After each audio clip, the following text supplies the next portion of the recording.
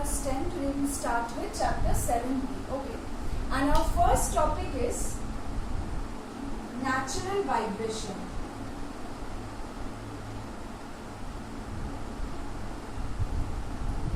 Suppose you have a simple pendulum, okay, and you just displace it slightly from its mean position. You just displace the pendulum slightly from its mean position. What will you observe? That it will start vibrating to and fro, isn't it? It will start vibrating to and fro. Now this vibration executed by the simple pendulum by slightly displacing it from the main position is actually nothing but the natural vibration, because the pendulum is vibrating with its own natural frequency. No other force is said to act on the pendulum. So natural vibration is that kind of vibration when an object undergoes a vibration with its own natural frequency, okay, by slightly being displaced from its mean position. So do you remember the time period of the simple pendulum we have learned earlier? L was the effective length, G acceleration due to gravity. And what is frequency? 1 by T. So it will be 1 by 2 pi root over G by L. That means different pendulums will have different natural frequencies because its effective lengths will be different. Okay. So different pendulums can vibrate with their different natural frequencies. Again, suppose you have a spring and you attach a load, one end of the spring, and you suppose compress the spring or stretch the spring. What will you find? After you release, the spring will vibrate like this. Why is both the cases, why is the vibration taking place? Which force is responsible? The force is named as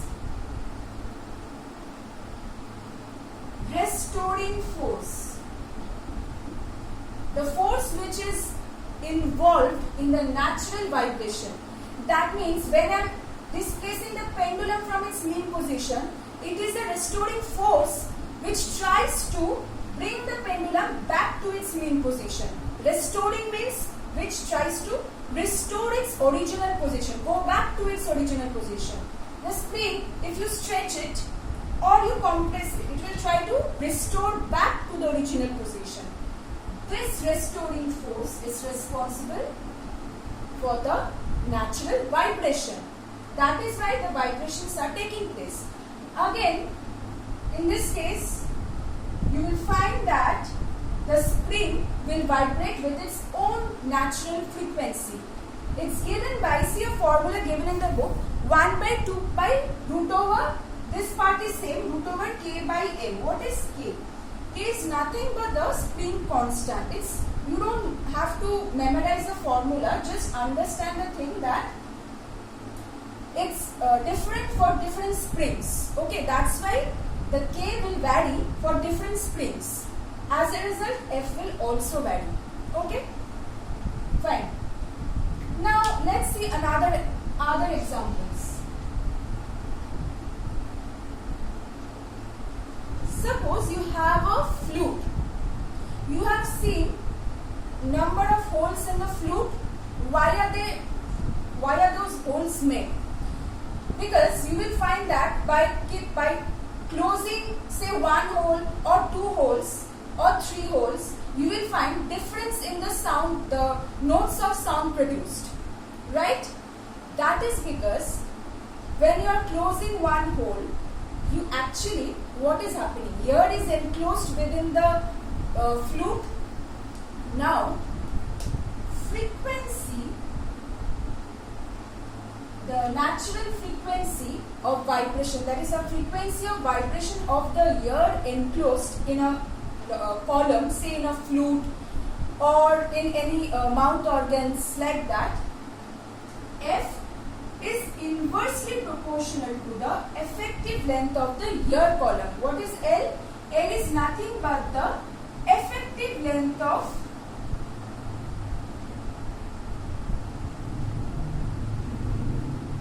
ear column. That means if I want to increase the frequency of vibration, I will have to decrease the effective length of ear column. And if I have to decrease the frequency, then I will have to increase the effective length of the ear column. How can I increase or decrease the effective length of ear column? By simply placing my hands or closing the holes with my hands. That's why it can make different sound of different frequencies of vibrations. Okay. See then, this example is given in your book. When an ear column in a flute, it's given with a flute only. Okay. You don't have to study about the organ pipe now. The one which is given like, see it's given at the end that in the organ pipe of given length open at both ends, different modes of vibration are produced. That you will be able to understand once you go to class 11 and you study stationary waves, standing waves, all those things. Okay. Then for example, okay, the stringed instruments, for example sitar, then you have violin. When you pluck the strings, there also for stringed instruments,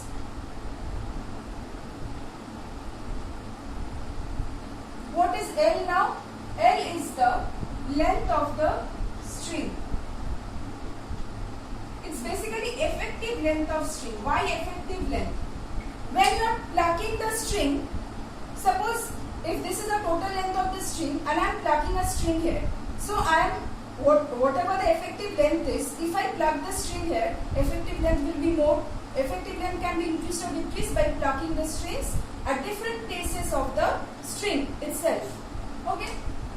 Again, F is inversely proportional to the thickness of the string.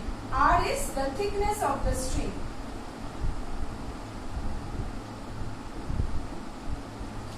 Okay. Again, F is directly proportional to the square root of the tension in the string. So if I ask you, how can I, if you may get a question like, what are the factors on which natural frequency, say, you may get a question like, see you have a question at the back of the chapter, how does the frequency of sound given by a stretched spring depend on the length and tension? What will be your answer? This and this. Stretched string means it falls under the category which is given in this example. String, when the string in the instruments like violin, then sitar, they are plucked at one place. So that is why by plucking the string at different lengths of the string, we can change the effective length of the string. As a result, we can change the frequency of vibration. So different sound can be made then. Again, then for example, if I just change the thickness, you will find different thickness of strings you will find in the stringed instruments. Why? For the same reason, to produce the different frequency of vibrations. Right? So these are the factors affecting the frequency of vibration in a stretched string. And what if you get a question, say for example, how does the frequency of vibration depend on the length of ear column? What is the answer for that? Effective length of ear column increases, frequency of vibration will decrease, vice versa, because it's inversely proportional. Then for example, you have, okay, another one which you have,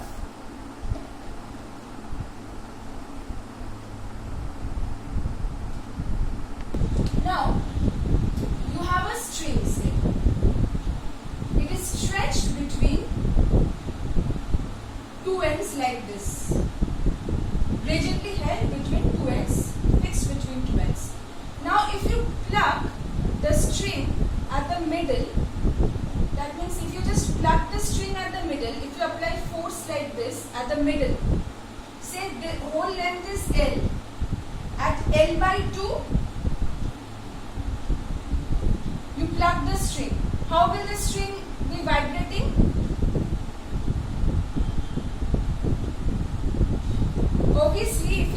plug the string like this in the middle, it will vibrate either like this or like this, okay, because either it will move, first it will move down and then it will move up. So basically it's like this. So it's a one loop which is forming. Okay. Now, can I write lambda by 2? What is lambda? Wavelength. Now, this is one complete wave. So, this is, if I ask you the wavelength of the wave, this is lambda. So, I can write this as lambda by 2. Can I write lambda by 2 is equal to L? Because it is the effective length of the string which is vibrating.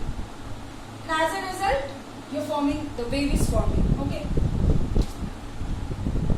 Now, if you plug the string at L by 4, then you will find 2 loops are forming. It's vibrating like this. So basically like this. Okay. It's basically like this. Vibrating like this. So then can I write 2 lambda by 2? If this is lambda by 2, if this is lambda by 2, just notice that the wavelength has been reduced now. Okay? Wavelength has been reduced. Lambda by 2 plus lambda by 2 is equal to L. So lambda equal to 2L by 2. Again, 3 loops. Okay. Now can I write 3 into lambda by 2? 3 lambda by 2 is equal to L. So lambda is equal to 2L by 3. It's there in the book, so I just wanted to explain to you. But generally you don't get questions from this part. Okay. But still, since it's an example given in your book, so I wanted to explain to you. So you can just go through the example, okay? So that means, see, the wavelengths are in the ratio. First one, lambda is equal to 2L. 2L by 2, 2L by 3. So that means, basically what is the ratio? It's forming 1 is to 1 by 2 is to 1 by 3. Right? Okay. So this was about the different modes of vibration in a stretched string. Now what I'll tell you, although this is not, it's expected that this diagrams or this lambda, the ratio, this won't come. But the rest of the examples, go through those, okay, because you get applications. For example, you may not get, for example, say the strings in the instruments like sitar, violin, etc. That one. F equal to 1 by 12 root over T by pi r square T. There is a formula. You will not get numericals with this formula, but you get applications like how the ones which I have described. The factors on which the frequency depends. Length, radius, tension. That comes under which question? The factors on which or how can I increase or decrease frequency or vibration of a stretched string. For ear column, always remember frequency is inversely proportional to the length of the ear column. Like this. Then pendulum, that one. Tuning fork, obviously, I'll explain once again.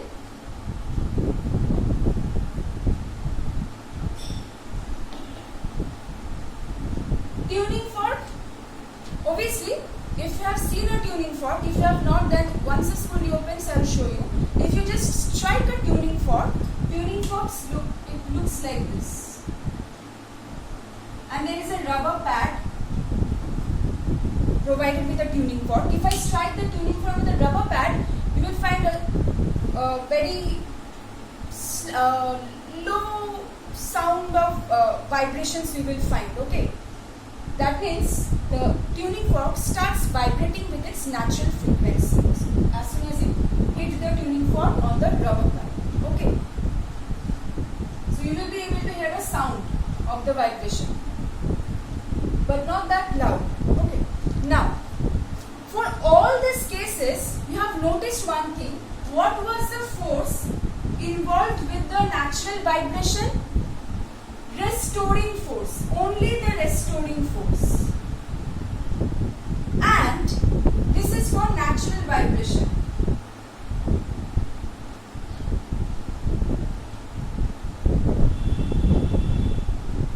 Only the restoring force was there, and natural vibration in ideal condition. Natural vibration is that vibration when the body will start vibrating with its natural frequency, slightly displaced from its mean position due to the restoring force. So, if you plot displacement and time graph,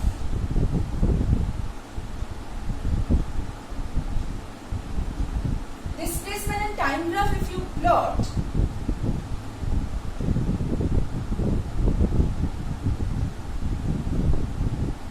what does it mean?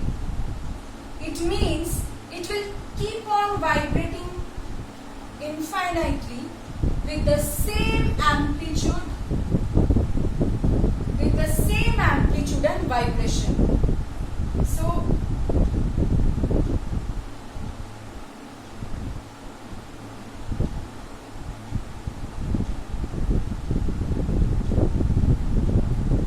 under natural vibration, the body will keep on vibrating with the same amplitude. Displacement on the y-axis, so amplitude. This is amplitude, I hope you know. So, with the same amplitude and frequency, it will keep on vibrating. Why? Because we are considering natural vibration without any external force. But in reality, is it possible? No, it's only possible if the object which is vibrating or executing natural vibration, that is in vacuum. Because in only vacuum there is no surrounding medium to provide any resistive force. But say for example the pendulum, if it is vibrating, normally it's vibrating in this room. There is air surrounding it. That will try to oppose the motion. Here friction. There comes the vibration known as damped vibration. Damped vibration means when an object is vibrating with its natural frequency due to the restoring force, but there is some external resistive force which is trying to oppose the motion. As a result, two forces, see, restoring force as well as a resistive force. Restoring force is a force due to which the body is vibrating, otherwise it won't vibrate. Resistive force tries to oppose the motion of the body which is vibrating. That is why you will find amplitude gradually decreasing, and finally the vibration will cease. It will stop vibrating. The body will stop vibrating after a certain time, because when the body is vibrating, it has to overcome the air friction, or in whichever medium it is, it has to overcome the resistive force. As a result, energy is lost due to overcoming this frictional force. Overcoming this resistive force, energy is lost, dissipated, lost in the form of heat energy. Energy is not destroyed but converted from one form to another form. So we find the energy has been dissipated in the form of heat to the surrounding, and after some time, with decreasing amplitude,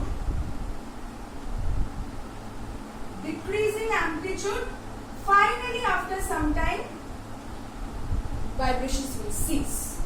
Okay? Examples, obviously, whatever, say the tuning fork example. If you consider a practical environment in which the tuning fork is made to vibrate, obviously after some time the vibration will stop, because it's vibrating in, say I'm vibrating a tuning fork in a room. After some time the vibration will stop due to resistive force of the air outside. Okay, so please go through the graphs of natural vibration and damped vibration also. Okay, and whatever we have covered from natural and damped vibration. So just go through the differences between natural and forced vibration. See the points which we have covered, you will be able to understand. Okay, and next we will start with forced vibration.